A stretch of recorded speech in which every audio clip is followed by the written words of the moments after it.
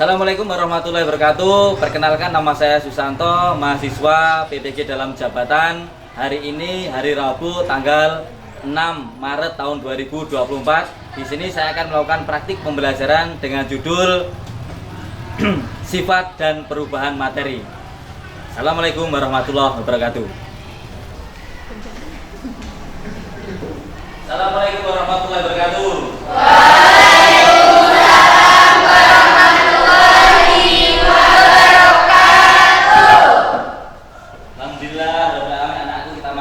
Berjumpa kembali dengan Bapak. Apa kabar anak-anakku?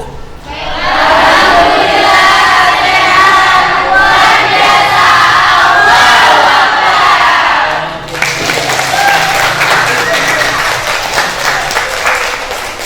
Semangatnya sangat-sangat luar biasa sekali. Oke anak-anakku, sebelum kita memulai pembelajaran kita di hari ini, untuk mendapatkan ridho dari Allah Subhanahu Wa Taala, Tuhan kita alam, kita berdoa kepada tetangga silahkan untuk berdoa. Kawan-kawan, kita berdoa menurut agama dan kepercayaannya masing-masing. Mulai. Bismillahirrahmanirrahim. Untuk menambah rasa nasional kita akan bernyanyi dulu lagu kebangsaan kita. Oke, kepada Mbak Tara dipersilakan untuk memimpin lagu.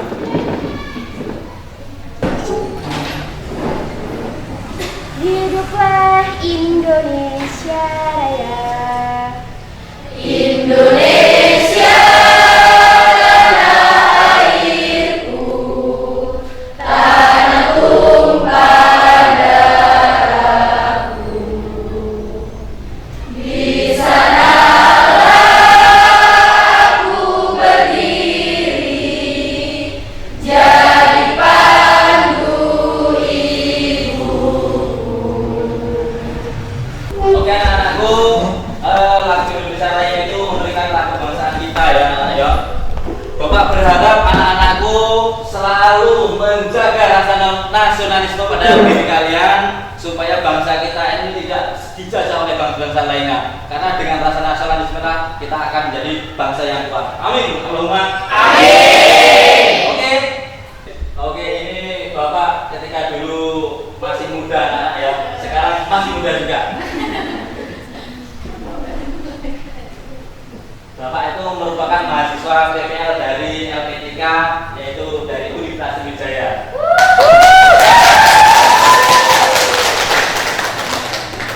Nah, anak-anakku sekalian, di dalam pembelajaran kita ada namanya tujuan pembelajaran. Tujuan pembelajaran itu adalah sesuatu yang ingin kita capai di dalam materi atau pertemuan kali ini. Ada 3 tujuan pembelajaran pada hari ini. Yang pertama, melalui pengamatan peserta didik mampu mendeskripsikan sifat-sifat zat dan contohnya dengan baik dan benar. Kemudian melalui pengamatan dan diskusi kelompok, peserta didik dapat menganalisis perubahan zat beserta contohnya dengan baik dan benar. Kemudian tujuan pembelajaran yang ketiga yaitu setelah mengamati permasalahan kontekstual terkait dengan sifat dan perubahan materi yang diberikan, peserta didik dapat merumuskan masalah dan menghasilkan solusi permasalahan tersebut secara kreatif. Nah ini anak-anak sekalian, tujuan kita harap dicermati supaya nanti setelah kalian mendapatkan materi ini, semua tujuan pembelajaran ini dapat tercapai. Nah ini Bapak ingin melihat ada gambar apa di sana anak-anak? Nah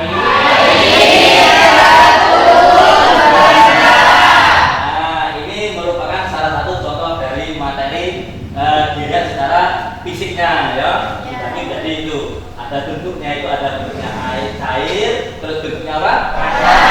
Dan gas. Dari gambar bentuk itu ada timbul beberapa pertanyaan. Pelajaran apa sih yang bisa kita ambil dari gambar di atas? Ada yang bisa menjawab? Oke silakan. Bahwa gambar di atas merupakan contoh dari zat pada pelajaran kali ini. Oke, berarti itu dihubungkan dengan pertanyaan yang ketiga ya. Itu berarti ada hubungannya gambar itu dengan materi yang kita bahas hari ini. Nah, anak-anak tadi sudah banyak sekali pengetahuan. Ini waktunya kita uji kemampuan awal dengan pretest. Silakan dibuka HP-nya anak-anak. Sudah Bapak bagikan link Google Form, silakan dikerjakan. Bapak beri waktu 3 menit untuk mengerjakannya.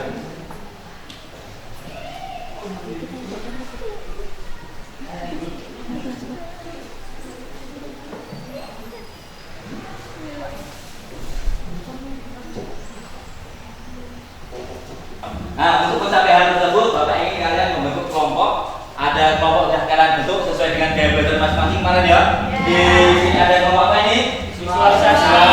Sini kelompok apa? Kinestetik. Di sana kelompok auditori ya. Berarti kalian sudah duduk sesuai dengan kelompok masing-masing. Supaya meja kita diskusi lebih bagus, silakan membentuk meja diskusi.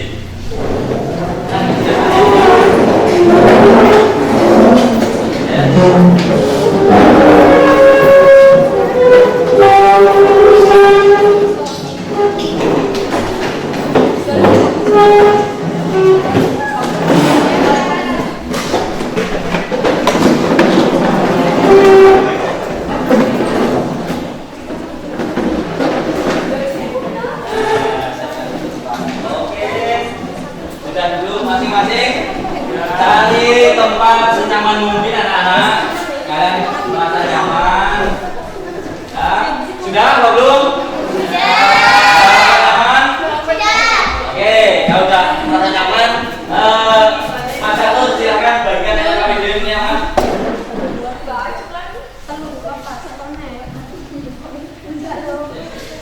Ya, nih, ini anak-anak ada lembar kerja peserta didik. Nanti satu kelompok mendapatkan satu. Nanti kalian itu nanti ada banyak sekali topik-topik yang akan kita bahas. Silakan.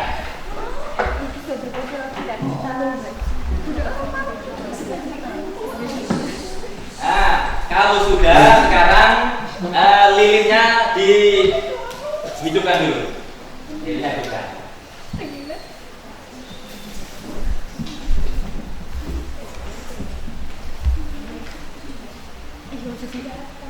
Cuma satu Pak. Ya.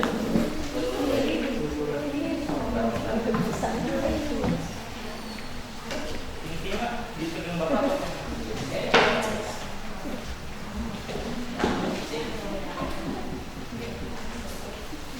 Ya, oke. Mana korannya Dek? Oh ya, hidupkan Dek.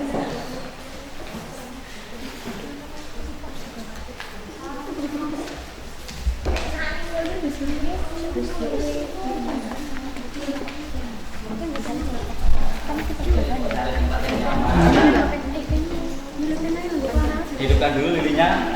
Lilinya di mana? Oh. Belum dapat apa nih? Di sana nanti.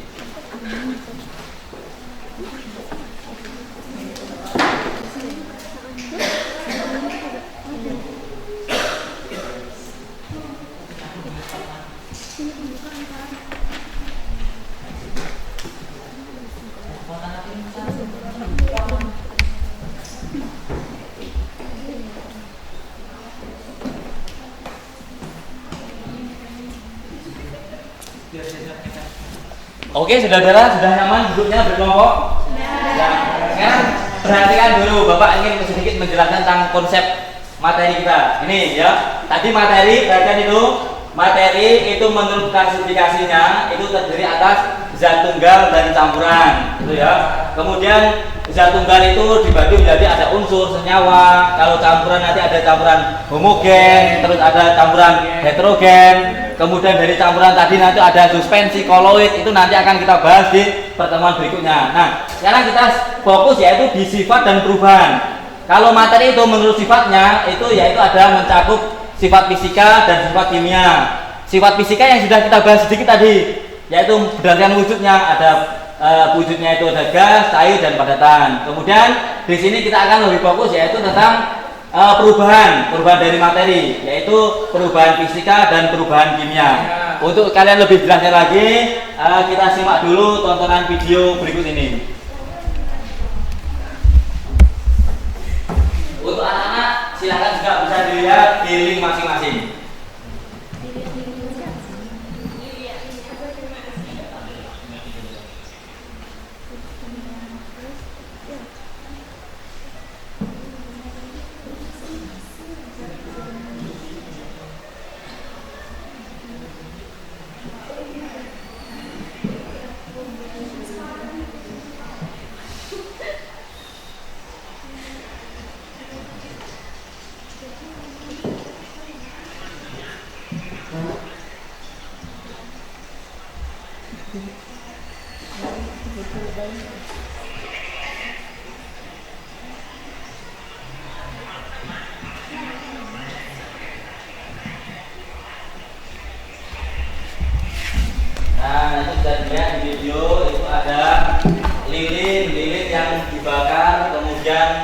bisa habis. Nah, yang tadi dibakar habis, sedangkan ada juga paku. Paku kalau dibiarin lama-lamaan itu paku tentu akan berkarat, besi udah berkarat seperti apa. Kemudian ada juga buah. Kalian udah bawa buah kan? Ya. Ada bawa? Nah, buah itu pertama-tama segar, kemudian setelah dibiarkan beberapa hari kemudian dia akan jadi busuk. Kemudian juga ada tape, ya itu lihat tape kalau difermentasikan dia akan lembut, jadi busuk lama-lama ya, tapi enak. Ya itu. Nah itu kemudian ada juga nasi. Nasi kalau kita lama-lama juga bisa menjadi nasi. Nah itu. Nah itulah beberapa problem yang akan kita bahas.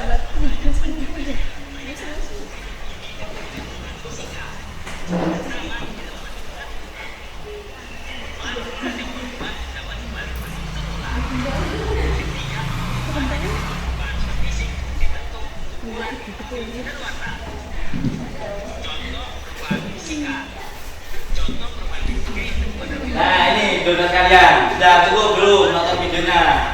Cukup, nah nanti kalian bisa nanti referensi ketika ini. Ini Bapak sediakan 3 topik anak-anak, 3 topik ya.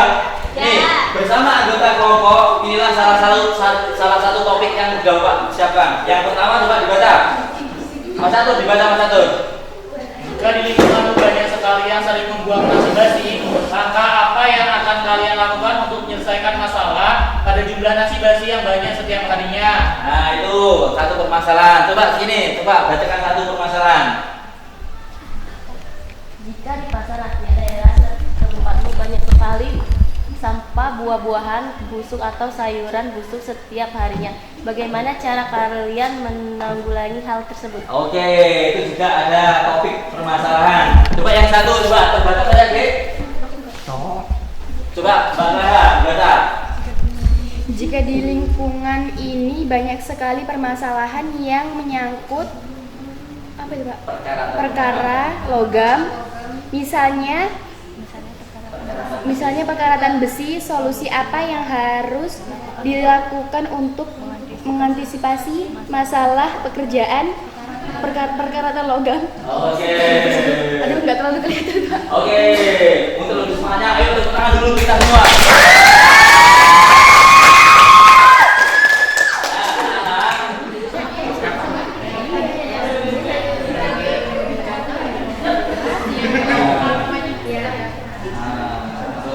Berarti ini paparan sini sepakat apa sini? Nasi basi. Nasi basi ya, diungkap ya. Nasi basi itu seperti apa, ya. Terus kemudian cara penyelesaian seperti apa, ya. Penyebab nasi basi itu seperti apa, gitu ya. Jadi fokus ke nasi basi. Oke, silakan dikerjakan. Jangan lupa satu kelompok yang atur. Oke, sampai itu aja, Pak. Ini tulis juga nih. Itu pertamanya Fitri, kamu nanti yang itu kayak misalnya materi pertama akan disampaikan oleh Fitri, kayak semangat pertama gitu aja. Ini bentuk. Nah, ini kan sebagai contoh. Kenapa kok bisa ikut kimia? Ini termasuk perubahan apa ini? Kimia fisika. Ya betul. Nah, ini juga kapan nanti ya dimulaikan? Perubahan apa? Kimia. Kalau Perubahan kimia. kertas dibakar, perubahan apa? Kimia. Perubahan apa? Kimia. Karena kalau dia itu apa ini? Dipangan nggak sih kimia? Belum. Belum berlaku loh. Paham ya berarti loh. Buah kimia. Iki kimia. Tingguan busuk. Kimia. Petang makan taman dari gun petang makan taman Kimia. Balon fisika. Balon ditiup. sebul. Oke pakai itu. Nah, cocok itu. Backsound fisika. Masuk kalau ini. Ready boy.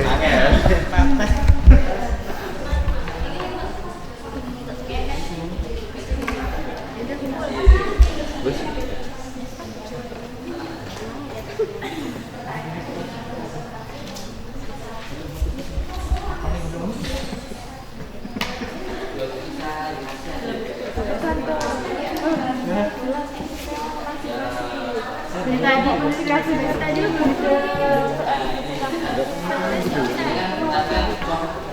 Yang orang ditulis.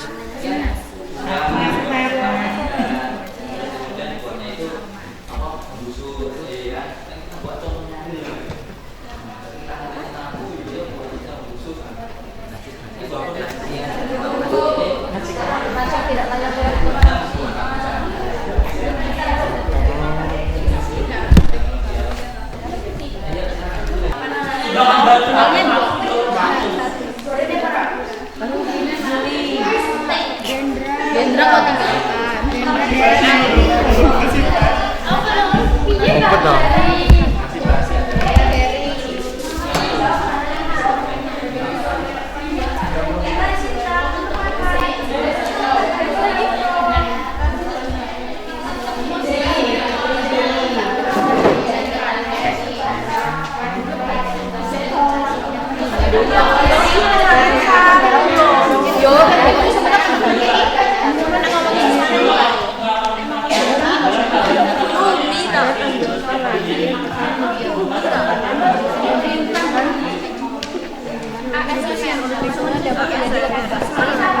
Juga perkara logam dan menjaga kesejahteraan masyarakat.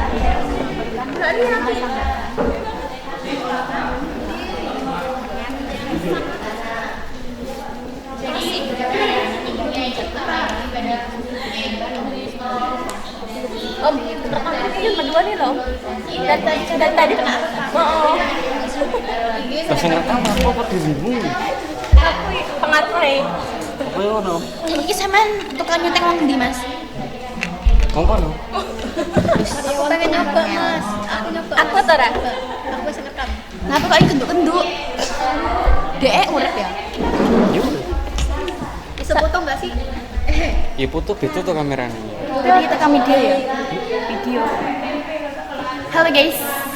Ini kita masih kompromi meja kotak, bukan meja bundar. Dan di sini kita masih WA kita di bawah ya guys. Soalnya yang Soalnya di apa kali Mas ini? Maksudnya untuk TV malahan. Mas TV. Boleh. TV buat Indonesia. Iya pas aja.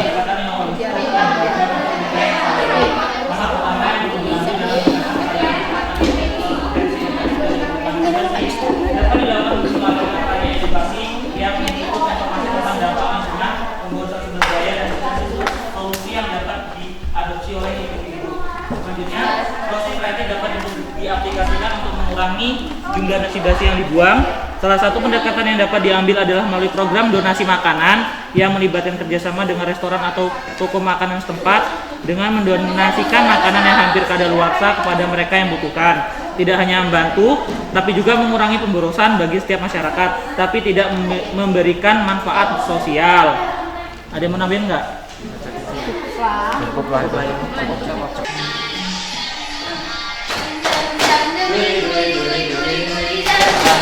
Ayo semua.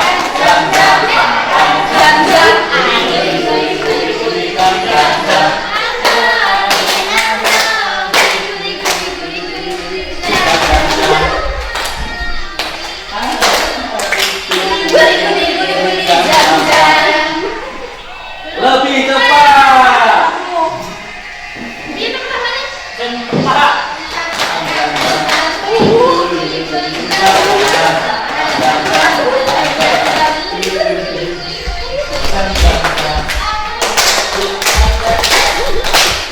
Mak nyamuk.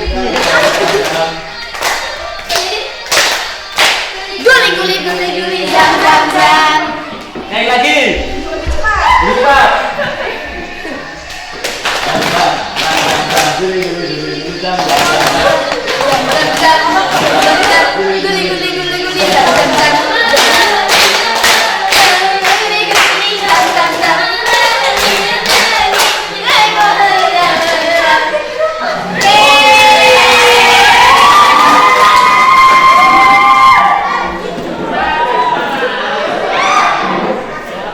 Mbak Seri dan kawan-kawan silakan untuk presentasi. Assalamualaikum warahmatullahi wabarakatuh.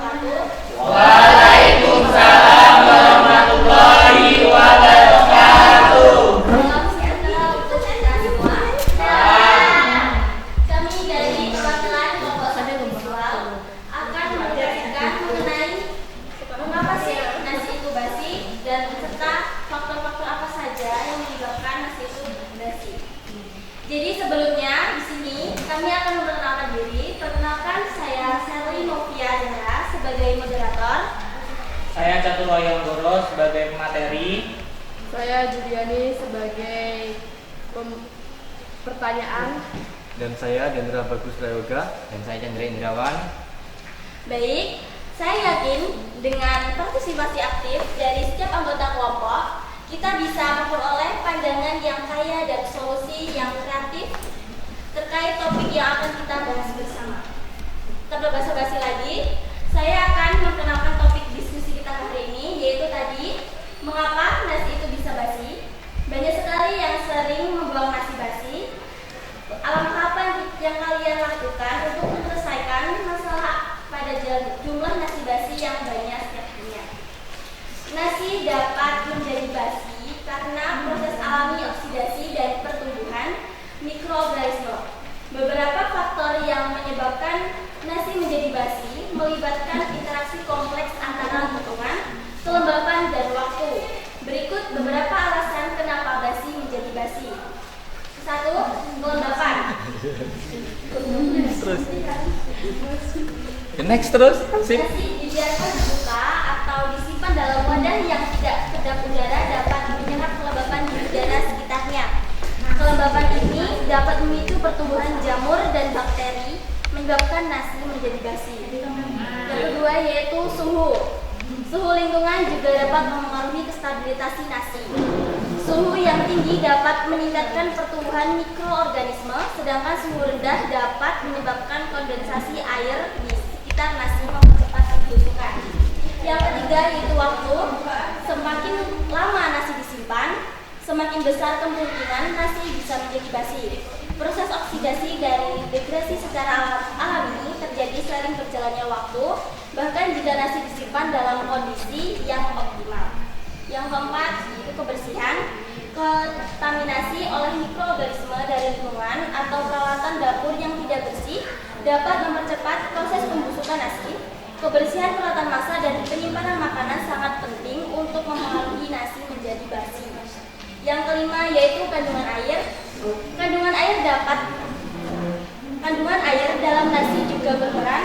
Nasi yang basah akan lembek menjadi potensi lebih besar untuk menjadi nasi menjadi busuk karena menyediakan lingkungan yang ideal bagi pertumbuhan mikroorganisme. Yang terakhir yaitu kontaminasi bakteri atau jamur. Jika nasi terkontaminasi oleh bakteri pada saat masak atau penyimpanan, ini dapat mempercepat pembusukan nasi menjadi tidak layak dari konsumsi. Baiklah, materi kedua yang dijelaskan oleh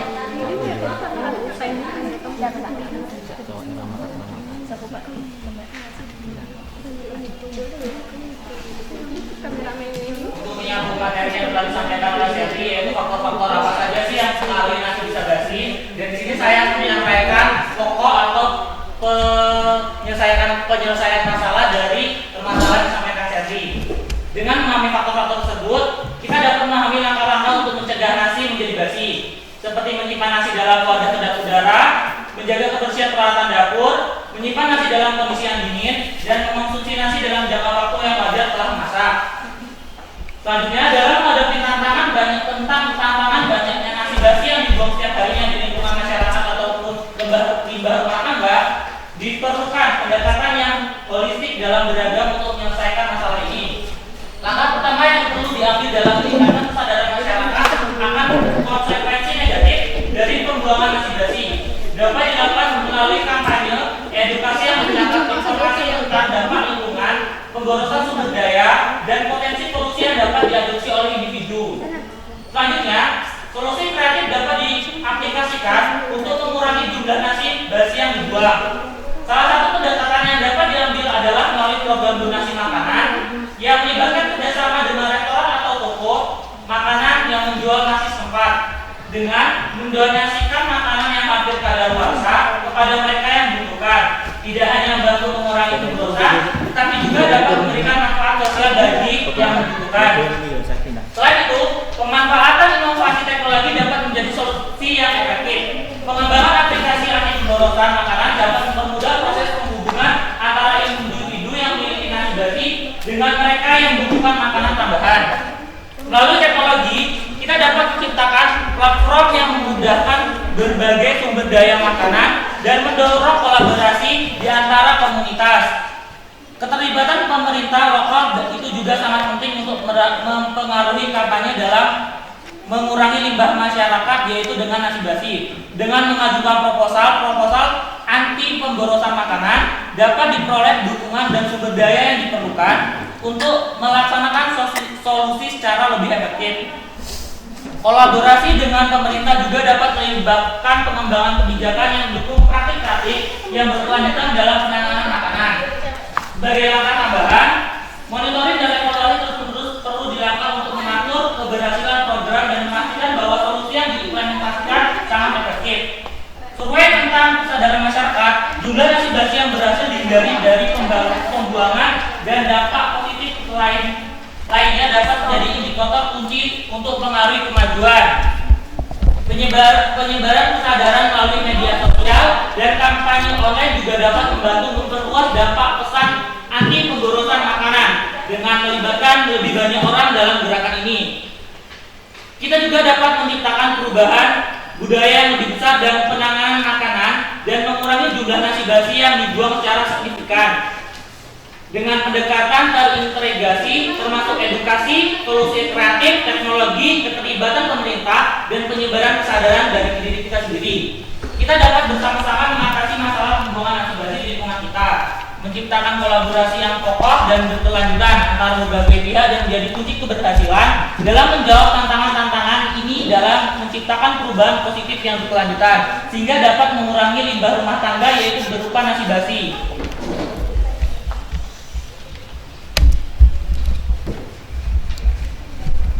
Baiklah, itulah materi yang dapat kami sampaikan. Agar pemahaman kita tidak berhenti sampai di sini, kami membuka sesi tanya jawab, yaitu adakah yang ingin ditanyakan terkait topik yang kami bahas? Bagaimana sebenarnya nasi bisa menjadi basi dan mengapa hal ini menjadi masalah? Nah itu, mengapa nasi kok udah menjadi basi terus kemudian timbul masalah dari tersebut. Coba, pemateri dipersilakan. Baiklah, saya akan menjawab pertanyaan bagus itu. Nasi dapat menjadi basi karena proses oksidasi dan pertumbuhan mikroorganisasi seperti jamur dan bakteri. Hal ini terjadi ketika nasi terpapar udara dan kelembapannya yang menyebabkan perubahan kimia dan biologi pada nasi. Masalahnya adalah pembunuhan nasi basi dapat menyebabkan pemborosan makanan dan dampak negatif terhadap lingkungan. Bapak, nanti sebelum Bapak melakukan penguatan, juga kita akan melakukan diskusi ringan antar kelompok itu seperti apa. Dan coba langsung tanya jawab interaktif. Apa yang tanya topik tadi, ada yang bisa menjawab, kemudian juga ada yang pengen bertanya, yang awal bertanya juga, silakan bertanya. Kita diskusi dari penguatan dari materi yang sudah kita diskusi kelompok tadi, kita lakukan diskusi secara interaktif dengan individu. Coba izin bertanya. Oke, silakan. Mengapa titik lebur dan titik bibir suatu zat menjadi sifat fisik yang penting? Mengapa titik lebur dan titik bibir suatu zat menjadi sifat fisik yang penting? Karena apa, Dek? Kenapa titik gigi dan titik lebur itu menjadi sifat yang penting? Seperti apa? Titik lebur dan titik didih adalah sifat fisik yang penting karena mereka menunjukkan suhu di mana suatu zat berwujud, seperti dari zat cair, dari cair ke gas. Ini ada apa nama anak-anak? Uang berapa? 50. Coba siapa yang mau saya kasih uang 50.000? Semuanya mau? Ketika uang 50.000 ini saya kasih lumpur,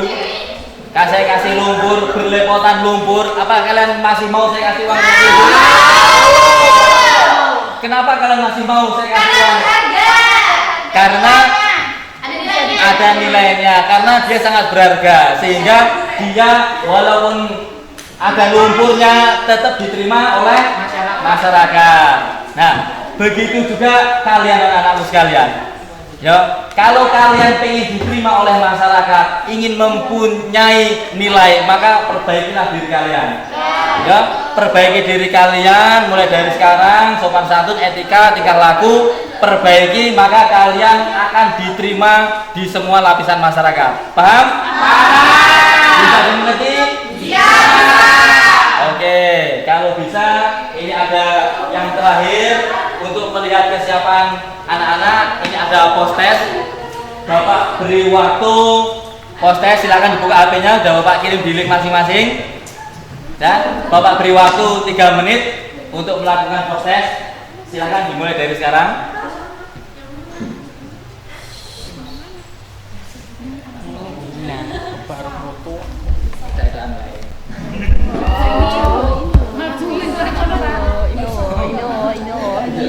Oh, siap ketemu. Sudah? Nah, nanti dari hasil evaluasi dari pretest dan posttest nanti akan Bapak analisis sejauh mana anak-anak itu menguasai materi pada hari ini. Ya, Bapak berharap insya Allah kalian materi hari ini tadi sudah terlihat antusias, sangat menarik sekali, diskusi kelompoknya sudah bagus. Ya, nanti di pertemuan berikutnya anak-anak kita akan membahas masalah campuran, ya, campuran homogen atau heterogen, kemudian ada suspensi koloid, itu akan kita bahas di pertemuan berikutnya. Oleh karena itu anak-anak silakan mencari informasi terkait dengan materi yang akan disampaikan Bapak Permenda. Oke, ada pertanyaan anak? Ada pertanyaan? Cukup, kalau cukup, alhamdulillah Bapak akhiri. Assalamualaikum warahmatullahi wabarakatuh. Waalaikumsalam warahmatullahi wabarakatuh. Silakan ketua kelas dipimpin untuk doa. Baik kawan-kawan, sebelum kita pulang, mari kita doa menurut agama dan kepercayaan ini masing-masing. Doa mulai. Bismillahirrahmanirrahim. Sudah selesai. Siap, beri salam.